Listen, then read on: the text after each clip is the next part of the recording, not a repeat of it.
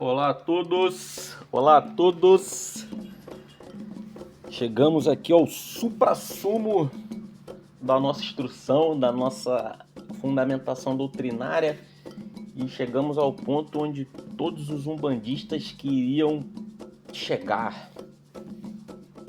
A galera às vezes fica, porque dá muita volta é porque eu quero que vocês tenham uma instrução plena, conhecimento pleno, não conhecimento raso. Assim como eu busco o conhecimento pleno, eu quero que vocês tenham o conhecimento pleno, a visão do todo. É muito fácil eu chegar a fazer um conteúdo falando, essa erva aqui é para tal orixá, serve para tal, e acabou. Não, eu quero que vocês tenham conhecimento pleno. Essa erva aqui, como ela surge, em qual ambiente ela se cria, a que orixá ela pertence, mas quem rege o axé dessa erva, de onde ela vem, como que eu posso usar ela, eu posso ingerir essa erva, não posso, como é que funciona? Eu quero que vocês tenham conhecimento pleno. Por que você fala da erva nas outras religiões? Porque quando um intolerante vier falar com você, mas a minha religião não fala isso. Pô, mas lá na Bíblia ela tem mais de 500 menções a respeito da utilização de ervas através de incensos e ou óleos vegetais. Então eu estou calçando vocês de conhecimento. Conhecimento liberta, conhecimento protege, conhecimento expande a mente. Beleza? Por isso que eu crio toda essa esfera doutrinária iniciática antes de chegar no assunto principal, antes de chegar no filé. Beleza? Entendam. Pessoal, conhecimento nunca é demais, tá? Conhecimento nunca é demais. E ninguém pode tirar o conhecimento que a gente adquire. Só o Alzheimer. Beleza? Vamos lá. Cabaça de Euê, Botânica Ritual Umbandista, conteúdo de número 4. Então vamos tratar das ervas e a sua fundamentação, sua ritualística dentro da religião umbandista. Objetivos nossos desse módulo de instrução: entender o objetivo das ervas no contexto religioso umbandista, apresentar uma classificação das ervas na Umbanda. O pessoal já ouviu falar isso aí. Isso aqui é uma erva fria, isso aqui é uma erva quente, isso aqui é uma erva morna. Pode ir na cabeça? Não pode. Então essa classificação aí. E apresentar as ervas que cada orixá pertence. Isso aqui é uma visão geral, pode sofrer alterações de acordo com cada crença, de acordo com cada culto, tá? Às vezes vocês vão ver uma erva que, essa erva é para Oxalá, não, essa erva é para Oxum. Então a gente tem essas variações doutrinárias. Se eu falar que essa erva é para Oxalá e seu pai de santo falar que é para Oxum, quem tá certo é seu pai de santo, tá? Cada casa funciona dentro da sua realidade doutrinária. Então, para isso, vamos seguir o seguinte sumário: princípio ativo mágico, vamos ver o que é. O axé, vamos ver também o que é. O pessoal fala muito do axé, vamos ver o que é. O sangue vegetal, o uso na Umbanda das ervas, a classificação das ervas, a que ervas pertencem aí os orixás. Cada erva pertence a um orixá, cada conjunto de ervas pode ser utilizado para a ritualização de alguns orixás. E uma conclusão: segundo a tradição iorubá, sem edé e sem folhas não há culto ao orixá, mas pode-se iniciar um orixá apenas utilizando-se folhas, pois existem folhas que substituem o edé, o sangue, né? Quem falou isso aí foi Fernando de Portugal. Fernando de Portugal é um iniciado, é um estudioso, é referência no meio religioso candomblecista, literário, etc. O cara é referência, tá? Então ele não tá falando aqui de orelhada. Ele fala que ele viu, que ele sabe, que ele pratica. Falo pratica porque acredito que, não sei nem se tá vivo ainda, né? Tão antigo. Depois eu vou pesquisar isso aí, trazer a informação para vocês. Princípio mágico ativo, a capacidade inerente a todos os vegetais de atuar em um determinado nível energético sobre os corpos espirituais dos seres encarnados.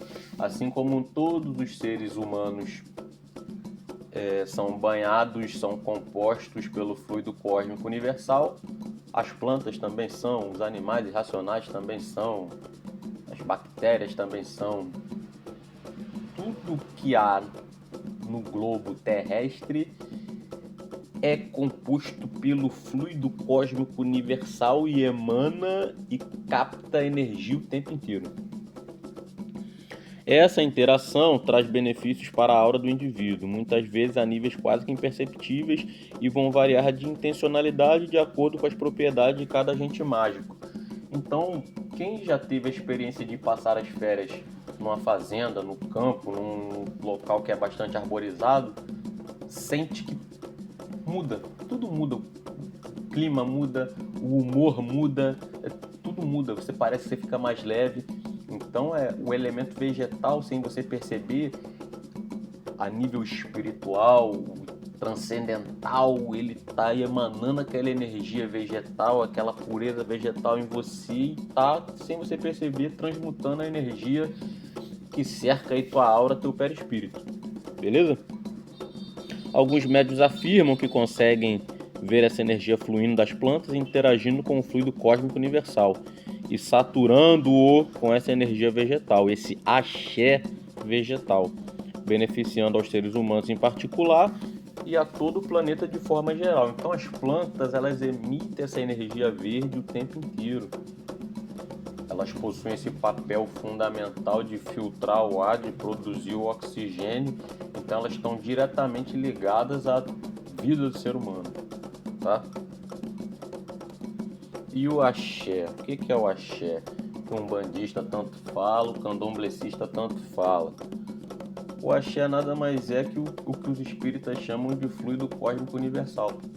É essa energia que está contida no seu corpo, que está contida nas plantas e que você, através do passe energético, você consegue transmitir a outro ser humano, outro ser vivo, né?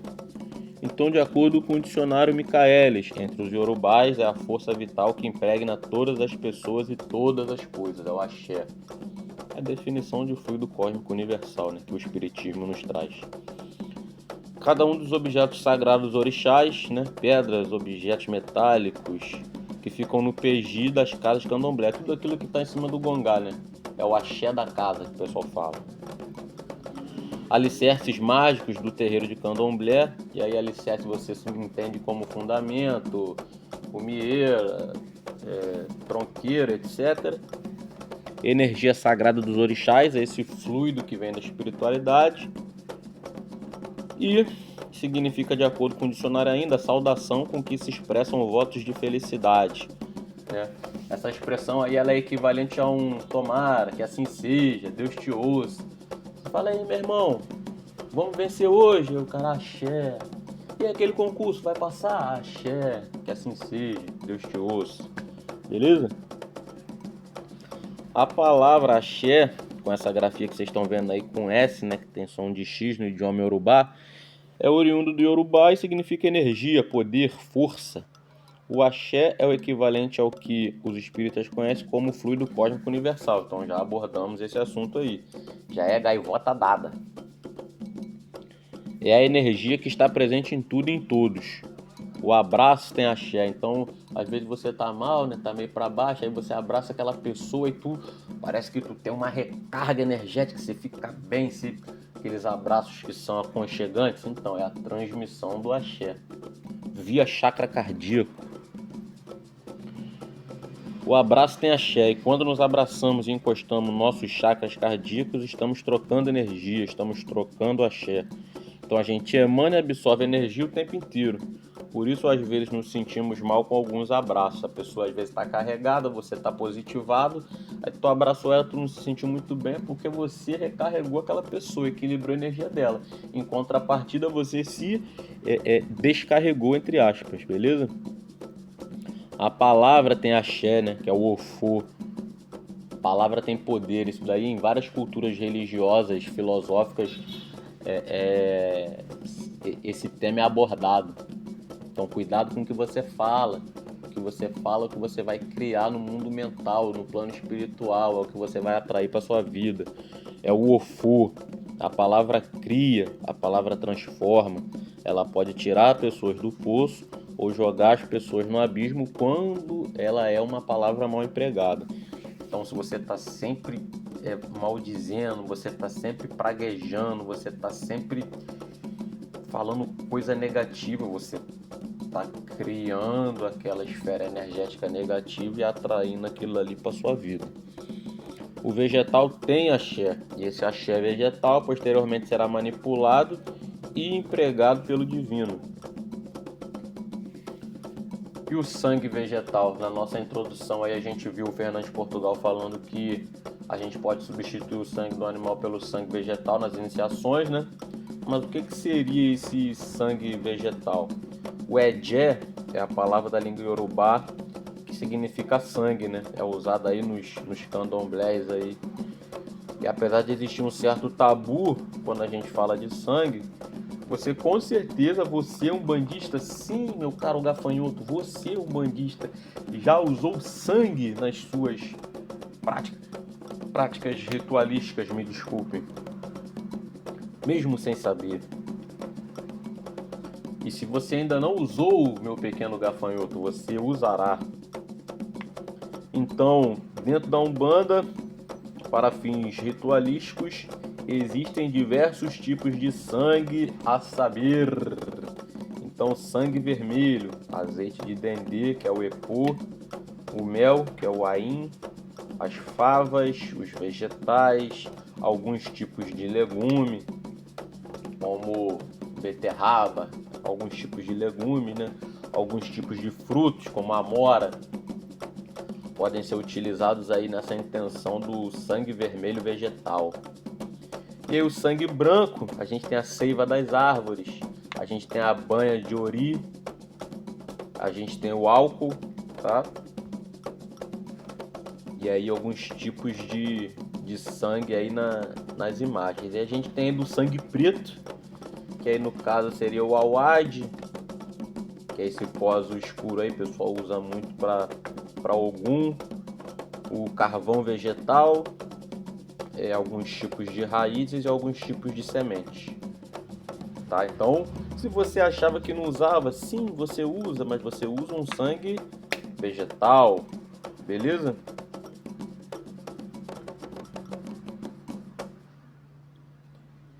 Como é que a Umbanda ela faz a utilização dessas ervas? Então, o uso de ervas na Umbanda teve início logo após as primeiras manifestações, quando os guias espirituais incorporados em seus médiuns recomendavam para os consulentes algumas ervas que tanto serviam para banho de descarrego de fortalecimento energético, quanto para a cura de doenças. Eu vou além, tá? O elemento vegetal ele surge na fundação de fato.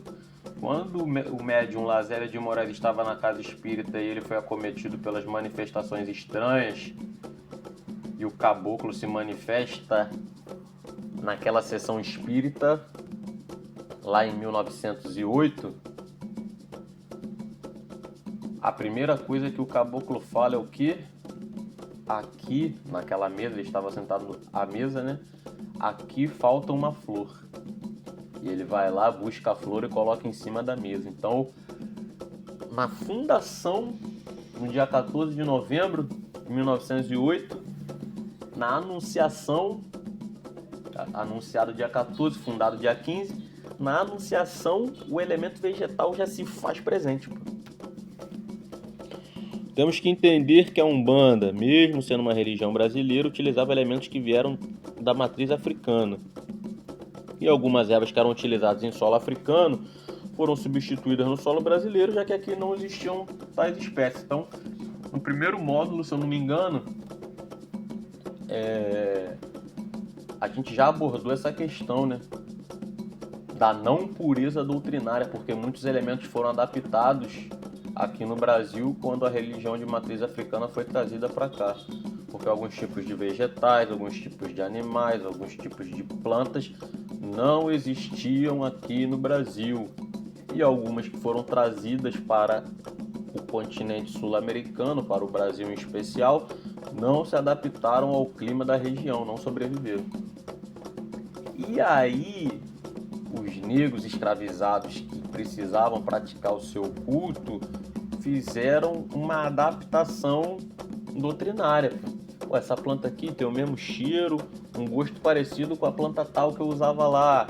Essa daqui tem a mesma utilização, lá a gente usava para problemas gastrointestinais, essa aqui também. Ó, vou fazer uma equiparação. E aí muita coisa foi adaptada. Aí tem uma galera que quer pregar pureza doutrinária quando a pureza doutrinária não existe desde a fonte. Beleza? Todas as plantas possuem um mistério e um grau energético ou um poder mágico que pode ser manipulado para benefício do ser humano. Assim como a gente tem a classificação botânica de cada uma das plantas, espiritualmente falando, a gente tem a classificação delas. Erva quente, morna e fria, e essa classificação vai de acordo com a sua capacidade de ação energética. Algumas são as ervas mais fortes, são as ervas de descarrego, umas ervas que bate folha, outras são umas ervas mais suaves, até no cheiro, às vezes no gosto, são mais suaves, são utilizadas mais para a parte de cabeça, feitura de ori, para alimentação. Então existe essa diferenciação, e a partir dessa diferenciação elas são associadas aos orixás que são cultuados dentro da tradição umbandista. Porém, como são diversos espécimes, fica muito difícil conhecer as propriedades de todas elas. Rubens Saraceni, em seu livro A Magia Divina das Sete Ervas, que é um livro de magia, não de umbanda, é importante a gente separar isso. O Rubens Saraceni, ele tem um conteúdo literário dele dividido em 3 categorias: romances mediúnicos, teologia de umbanda e magia. São conteúdos diversos. Eles dialogam entre si, mas são conteúdos diversos. Então, nesse livro, ele traz essa visão mais abrangente do poder contido nas plantas, flores e vegetais. O emprego mais comum na nossa religião são os empregos banhos, defumações, amacis, descarregos e bate-folhas. A gente até vê em uma outra casa esse uso fitoterápico, mas a galera fica com muito pé atrás porque é o que eu falei das reações adversas, né? Parte alérgica, parte de intoxicação. Então você receitar um elemento vegetal, apesar de já terem livros de botânicas a respeito disso, apesar de todo esse conhecimento existente, a galera fica com o pé atrás de receitar algo, a pessoa passar mal, e aí pode decorrer um problema de saúde daquela pessoa. Às vezes a pessoa tinha um problema hepático, compromete aí a saúde da pessoa, ou às vezes a pessoa tem um problema de alergia e a pessoa tem crise alérgica e compromete a saúde da pessoa. Aí disso aí pode ocorrer uma denúncia policial, um processo judicial. Então a galera prefere se restringir à utilização mágica e religiosa das plantas, beleza? O banho, né, são preparados de ervas. Lá no terreiro lá já teve até uma aula ensinando o pessoal como preparar seu banho através de cocção, infusão, maceração, a parte de diluição, beleza? São preparados de ervas que podem ser feitos de diversas formas, né? Maceração, infusão, etc., que visam atender a um fim específico daquele que o toma. Então cada banho tem um fim, nem todo banho é de descarrego, tá? Alguns podem ser: estou precisando de calma, estou precisando de restabelecimento energético, estou precisando recarregar as baterias. Então cada banho tem uma finalidade. Cada doutrina, tem uma visão sobre como esse banho deve ser tomado. Tem uma galera que fala que todo banho pode ser tomado da cabeça para baixo, dependendo da finalidade. Tem gente que fala que é só do pescoço para baixo. Então existem várias doutrinas, tá? E quais ervas podem ir ou não podem ir na cabeça. Tem também essa divergência aí. Lembrando que o que o seu pai de santo fala na sua casa é o que tá valendo, tá?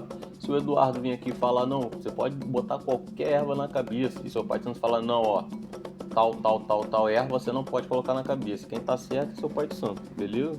Ah, mas eu não concordo. Se você não concorda com a fundamentação doutrinária da sua casa, você tem que procurar uma corrente religiosa onde você se sinta mais confortável. Defumação é a queima de ervas que tem por finalidade efetuar a limpeza ou harmonização do ambiente astral e, consequentemente, a limpeza ou harmonização do espaço físico. E aí, nessa defumação, você pode usar as ervas secas e ou desidratadas, além de casca de cebola, casca de alho, cravo, canela. São diversos elementos que você pode utilizar na defumação.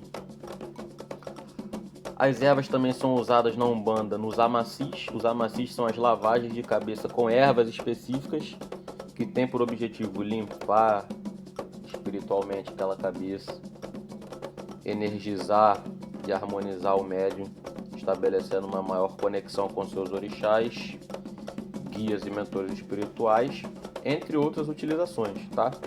Então a macia aí também é conhecimento geral da comunidade umbandista, ok?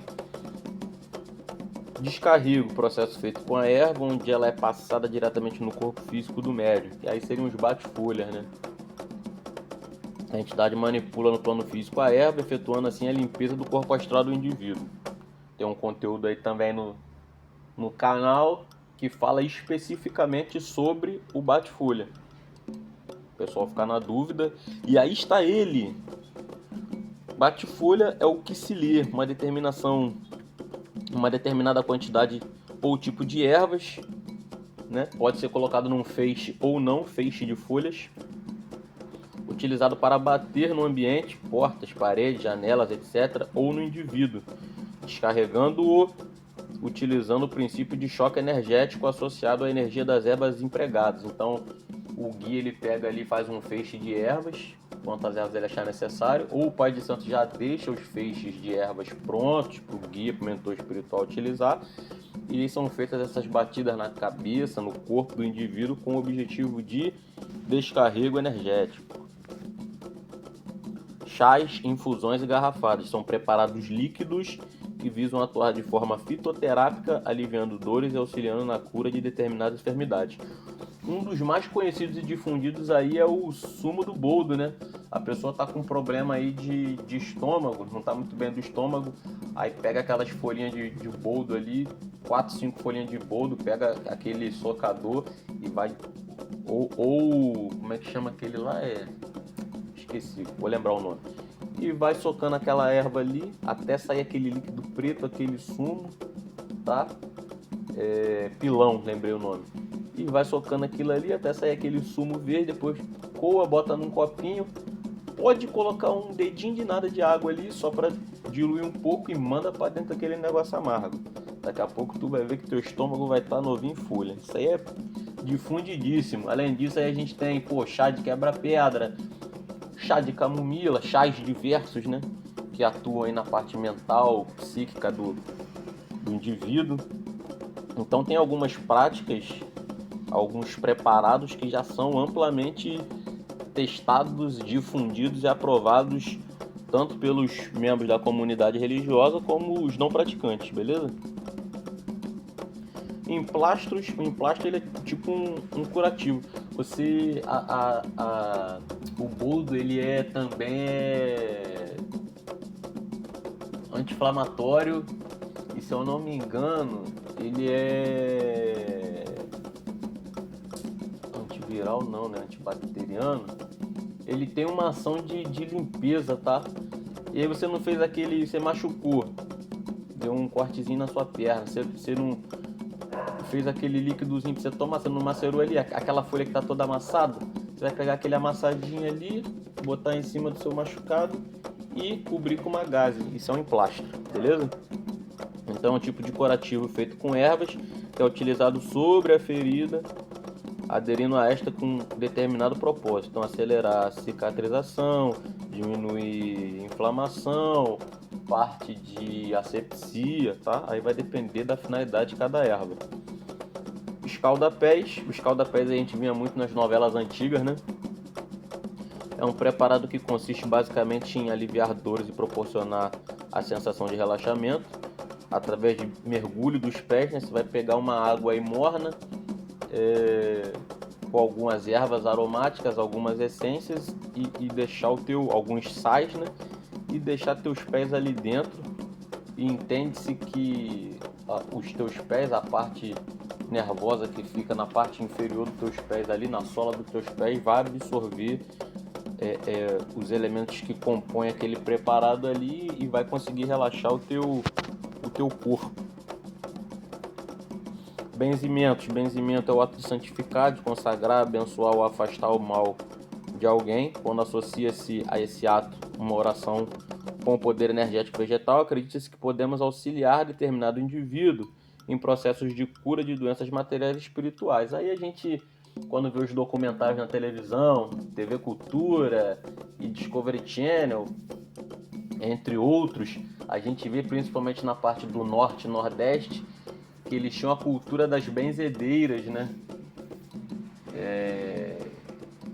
Que elas, com um galinho de arruda, um galinho de manjericão, uma planta, enfim, curavam vários tipos de doenças aí, principalmente das crianças, e abençoavam aí todos aqueles que lhes procuravam.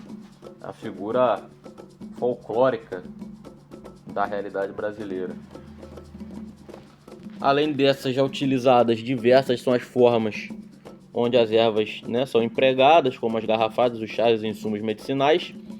O importante do emprego de mais essa ferramenta é o conhecimento real daquilo que se emprega e como está empregando. Eu falei, quando você vai empregar um elemento vegetal, principalmente parte de ingestão, você tem que ter muito conhecimento, muita responsabilidade.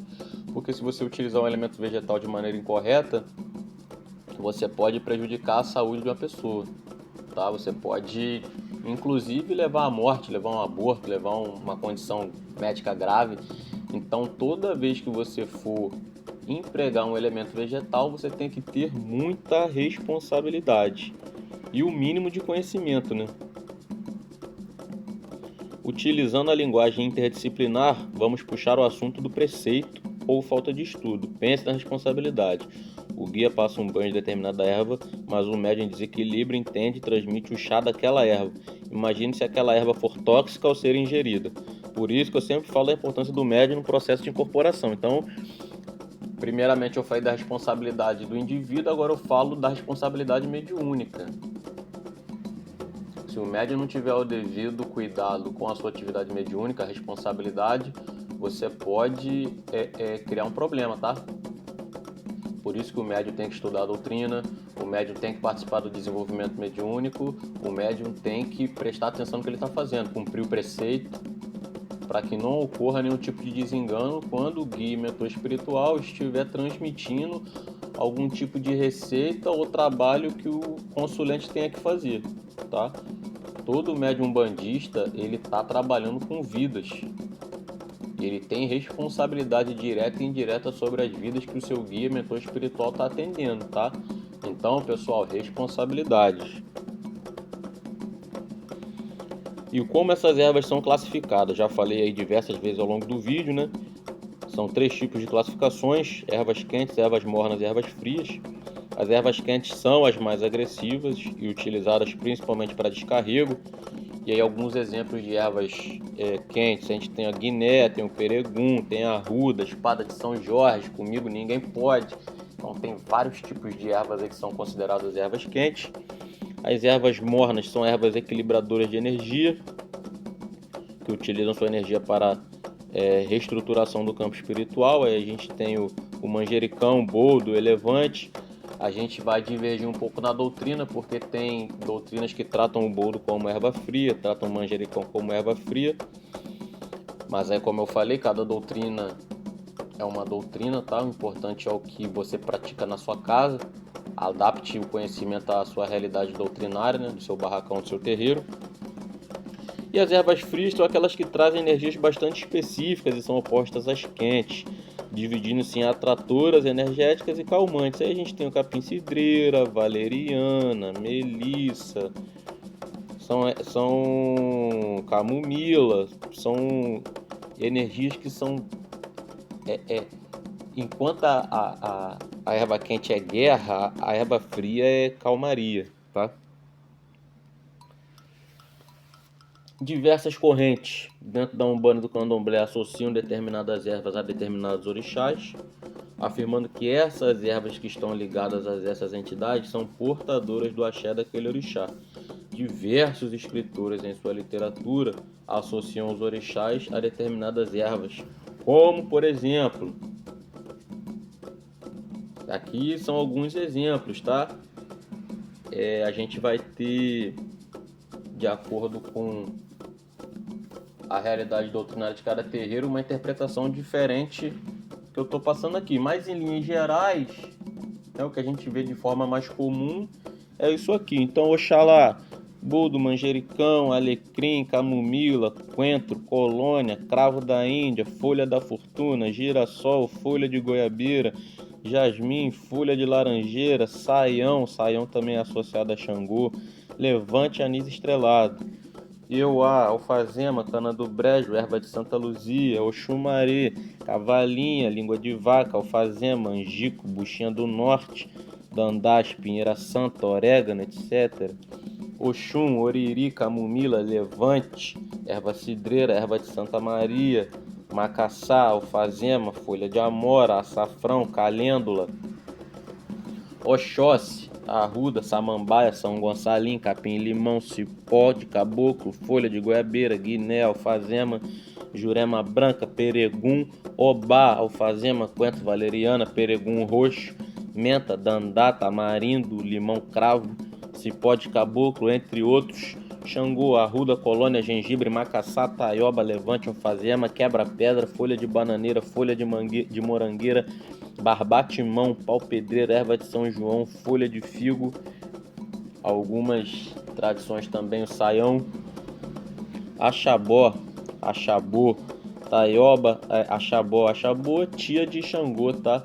Da mesma tradição, mesma cidade, mesma tradição,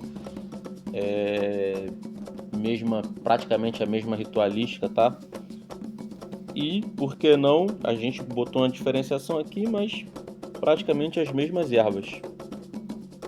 Ogum, aí arruda, espada de Ogum, peregum, aroeira, cana do brejo, carqueja, crista de galo, lógina, folha de mangueira, São Gonçalinho, alecrim, açoita cavalo, agrião, iansã, para-raio, espada de iansã, peregum amarelo, caatinga de mulata, cravo da Índia, dormideira, folha de louro, alface, bambu, pessegueiro, romã, obaluaí, açapê, espinhão roxo, caatinga de mulata, barba de velho, coentro, nanã, açapeixe, alfavaca, erva cidreira, lágrima de Nossa Senhora, manjericão roxo, Icu, apesar de não ter culto direto, manjericão, peregum, aroeira, São Gonçalinho, Iemanjá, levante, erva de Santa Luzia, cipreste, condessa, salgueira, erva cidreira, folhas de videira, Ibeje, hortelã, alfazema, jasmim, boldo, manjericão, alecrim, camomila, Exu, arruda, aroeira, fedegoso, folha da fortuna, jurema preta, folha de mangueira, folha de amora, casca de cebola, casca de alho. Então, aqui são alguns tipos que podem ser utilizados, mas a interpretação doutrinária ela é diversa, beleza? Chegamos a ela, conclusão de mais um módulo, tá? Conseguimos entender aí, ao longo desse módulo, o que é o axé, o que é o fluido cósmico universal, a energia que está contida nas plantas e que é transmitida para os indivíduos através do banho, do chá, da garrafada, do bate-folha, etc. Conseguimos compreender a classificação das plantas, fria, morna, quente, e a sua utilização, descarrego, equilíbrio, reenergização e etc. Conseguimos entender quais ervas pertencem a cada tipo de orixá num contexto umbandista e também a sua utilização no meio umbandista. Como que essa erva é utilizada e empregada no meio umbandista, tá? E aí, cada meio desses, o ideal é que o dirigente, o pai de santo, ensine o seu adepto, né? O seu filho de santo a realizar. O que é um bate-folha? Mas ele tem que pegar o filho de santo dele, botar ali e explicar o que é, como se monta, como funciona, o que é o banho, como é que eu preparo um banho, como é que eu macero uma erva. Ele tem que pegar e ensinar o filho, meter a mão na erva, meter a mão na água e macerar. Você aprender na teoria é uma coisa, você aprender na prática, tudo aquilo que a gente faz, né? na prática fica muito mais fácil gravado na nossa mente do que a teoria. A teoria você lê agora, escutou o que o Eduardo está falando aqui, vai dar 2 dias, já esqueceu tudo. Agora você botou a mão ali na bacia, macerou a erva, misturou a água, acendeu a vela Paulsan e fez o que tinha que fazer, aquilo ali fica gravado na sua mente. Beleza? Espero que esse conhecimento transmitido até agora fique na mente de vocês. Esse aqui é um conhecimento quase que inesgotável, a gente sempre vai ter alguma coisa para falar sobre o elemento vegetal, e com certeza para a realidade religiosa do umbandista isso aqui é de extrema importância. Como eu já falei em conteúdos anteriores, uma coisa é você pegar um galho de arruda e descarregar a pessoa, outra coisa é você entender a mecânica por trás daquele galho de arruda, você saber que ele contém uma energia, uma força mágica, você entender que ele pertence a um tipo de orixá, pertence a Ogum, orixá guerreiro, vencedor de demanda, que luta, você entender que aquela energia é transmitida, perispírito a perispírito, aura a aura.